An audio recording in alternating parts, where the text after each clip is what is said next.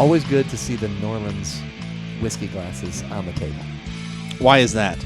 Well, because it comes with this special cloth. No, that's true. That's not just because. And we don't actually use that on the glasses. I'll tell you what I use it for after the show. Oh, God, no. No. We actually do use Is it that for why the it's glasses. standing by itself?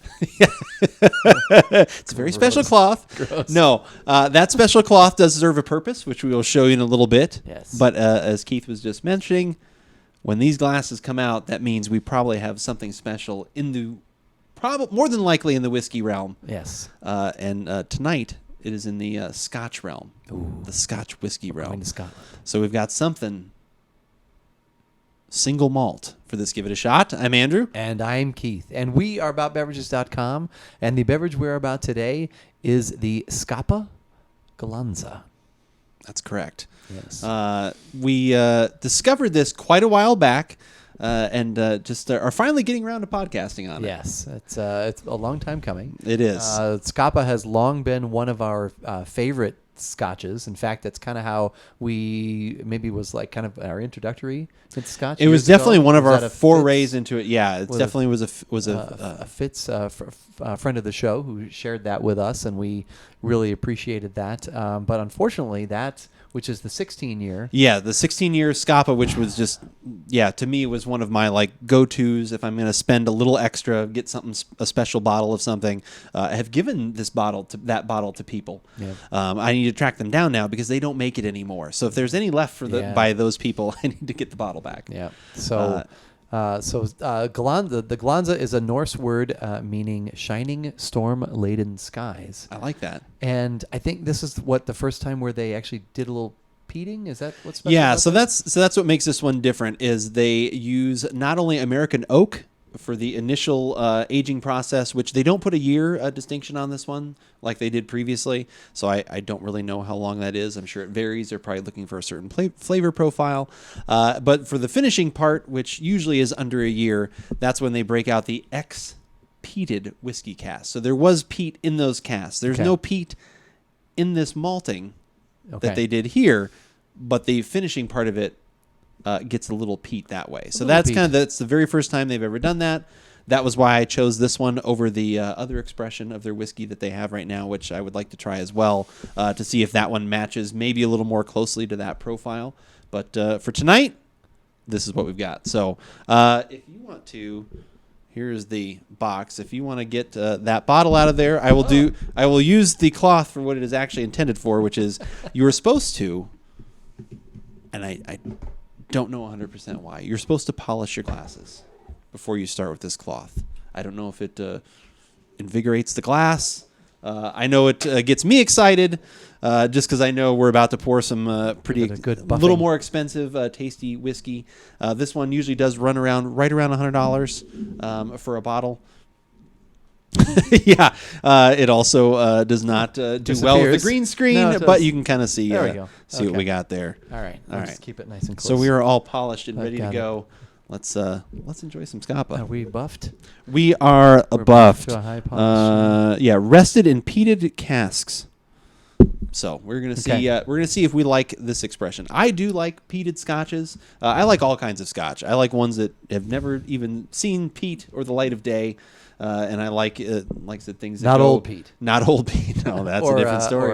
Or handsome Pete. Or handsome Pete. Yeah, I like all that kind of stuff, but and it can even go toward like the Lagavulin, which, like I said, is definitely a more sturdy peated Scotch, or the quarter cask from Lefroy.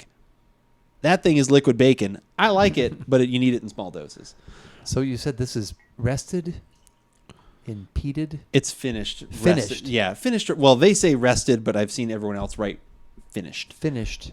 Right. In peated can. Okay. Yeah. So the barrel once held peated whiskey. Okay. So you're just kind of getting that. Okay. Yeah.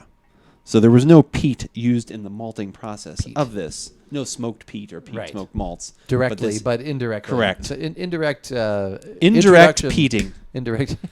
Indirect peating. You've been indirectly peated. You've been indirectly peated. That's a good one too. That would actually not be bad for a shirt. Peated. These glasses they're deceptively lightweight as well.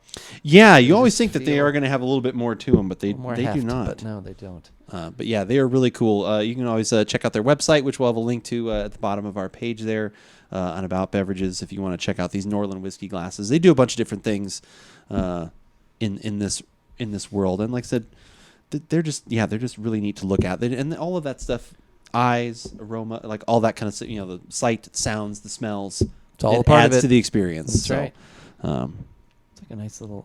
I guess we're not talking too much about color. We're trying not to, but we keep saying that. And yeah. every show I'm like, hey, we're not talking about color, but let's talk about it's color. something you can mention though. Like I said, this is definitely a little more of a like a reddish honey kind of color. Like it's a little darker Amber. than normally you get, especially out of the Scapa. Usually that one's always more of a golden color. Right. From my recollection. You recollect correctly. You recollectly. Out of the sniff. What are you thinking? The snifter. I get a little cinnamon.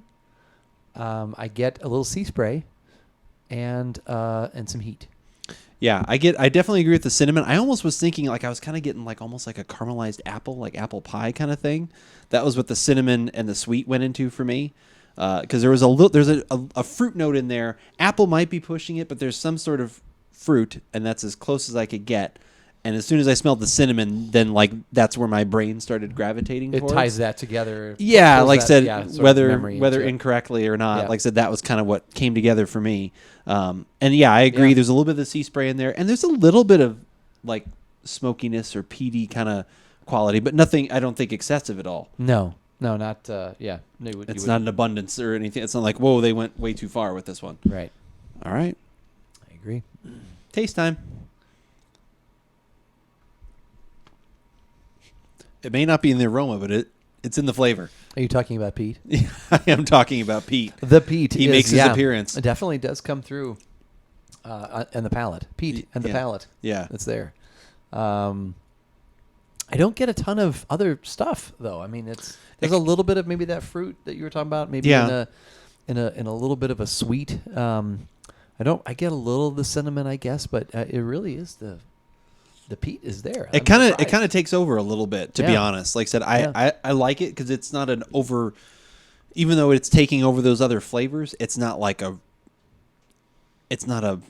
palate crushing level of those kind of peaty flavors that you normally think of when you think of certain scotches and things like that.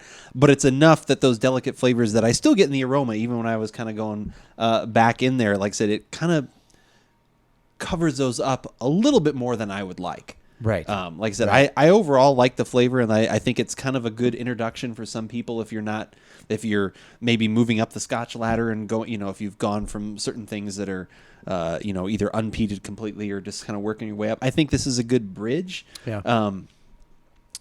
Maybe not the best because you're missing out on some of the other flavors, but at least this can kind of give you an introduction to that. Here's what this is going to taste like. Yeah, exactly. Yeah. That's thank you. Like that's what I'm trying to get to. Like so, you were able to bridge my thoughts. That's how it works. So that's why I we're think a good blend. exactly, Harmonious. Yeah, because single malt sometimes it's not what you want. You want to blend. I think that's 100% what it's a good bridge, but I wish there was a little bit more complexity in the flavor. Yeah. And it really does make me want to try the other side of this that is still unpeated and see if maybe that's closer to the original flavors 16. that I always love, because that's what was always to me when people asked about if I what Scotch would I recommend or different things. I was like, well, if your budget can handle it, Scapa was always one of my go-tos, because especially if you were a bourbon fan or a whiskey fan of the, American whiskeys, it was kind of that bridge, because you had the honey, you had some sweet, but then you had the things that you also thought of as Scotch, which is some of the sea spray and some of the other kind of saltiness and that kind of thing. There is that. I think we talked about this on maybe on another podcast. There is just that overall Scottish quality, that characteristic that they all have that involve peat, although some not always smoked peat. Right. We talked about that. So it's not bad. It's just not my. It's a little too one-dimensional, I guess, for me on the palate. Yeah, the aromas wasn't bad. The aroma, actually, I was like, oh, this is pretty good. Yeah. It's a little mellow, but I like what it's going for here. Yeah. And then, like I said, on the actually, like I said, having it. especially at this price point, there's a lot of whiskeys I like better. Yeah. For not like I said, being $100. Right. So I would agree. And hopefully, you will all agree. Agree. To head on over to YouTube. Small upstart. YouTube. Have you heard of it?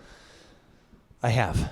Okay. Your son's probably told you about it. My son's told me about it. So that's probably the youngins. You hear about the new things from the kids, as we do, as dads like us do. And YouTube is one of those places. We hear it's hip. So we have a page on YouTube about beverages. We you can search for us there. Affiliated in some sort. Exactly. You can subscribe to us there. You can see our old videos. You can see new videos like this one that you're watching right now, and always be alerted when we have new ones coming up. We'd appreciate that.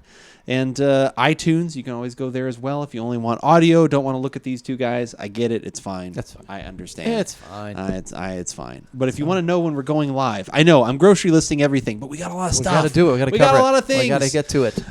There are 3 other places, social media type things that we can go to.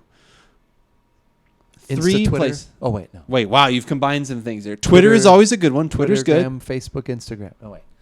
Twitter, good. Facebook, Instagram. These are the big 3 that we try and post on. Twitter especially. That's usually when we're posting articles. You're seeing news things that we're kind of throwing out from the beverage world, trying things that we will need people to know about, maybe that we might be talking about. I did that just last night or the night before, actually. I noticed that. I was kind of frustrated by the one you put up. I was it's the same one. The 3 years in a row. 3 years in a row. For some reason, the Two Hearted Ale wins like best beer. When you can go to YouTube and see multiple videos about what we think of the Two Hearted Ale, and the second one being slightly better, but still like, yeah, exactly. Yeah. But if you'd like more commentary like this live, want to interact with us, tell us why maybe you love that beer or this scotch or anything at all, things we should be trying. Most Thursday nights at 6:30 p.m. Pacific Daylight Time, you can find us on twitch.tv/ what is it? About Beverages. That's it right there. Correct. But as we always say, whether we like it or not, you should give it a shot.